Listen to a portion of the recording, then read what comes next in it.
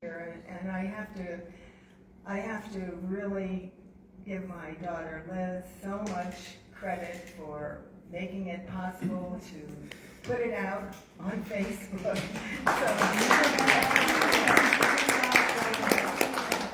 And without my friend Myra, I probably would never have gotten it out in print because it was just overwhelming to me. I just thought it was totally overwhelming. And my husband has been the best support person in the world. So now I'm going to read a story that's in this book, and it has to do with my great-grandmother,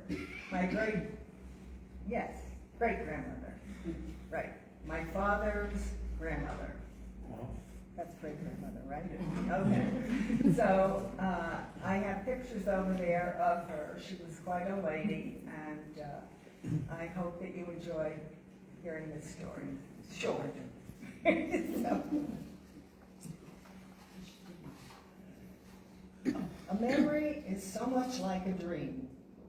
There are parts you are so certain were true, but then again, you can't be quite sure. I have a dream memory that takes me back to when I was a young child.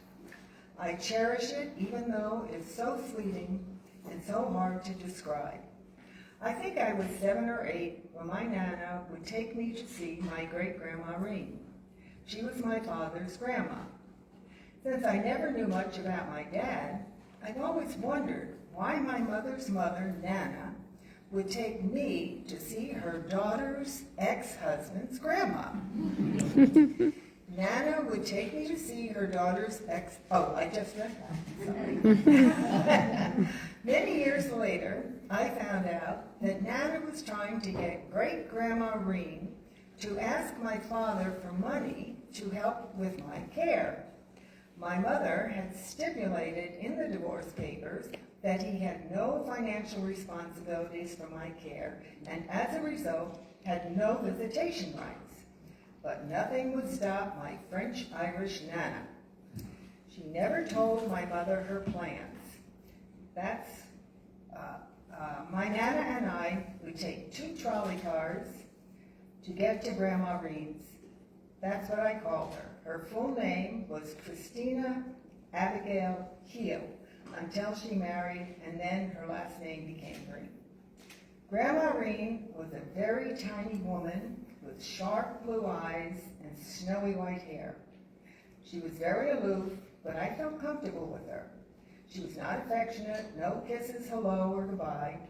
When we would approach her house, the garden and front porch were tidy and the garden lush and green. She grew most of her vegetables, and when we would leave to go home, she would cut beautiful rhubarb for us to take along. We always went to the side door through the garden.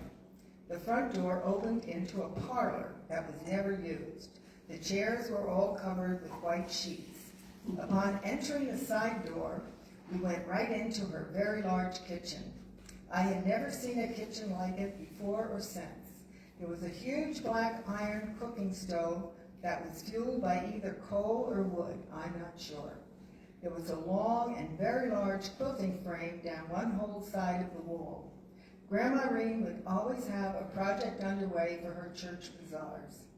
Her stitches were minuscule and as precise as she was. When we would arrive, the 2 women would get coffee and sit at the small kitchen table and talk. I never knew what they were talking about because I was deep in thought playing with cast iron antique toy trucks and wagons that she had saved from when my father's father was a little boy. When I would tire of that, Grandma Reen would lead me through her bedroom to go to the piano in the parlor. I would always stop in the bedroom and just drink in all the artifacts that were on display. She had all my great-grandfather's Civil War medals in a glass enclosed cabinet.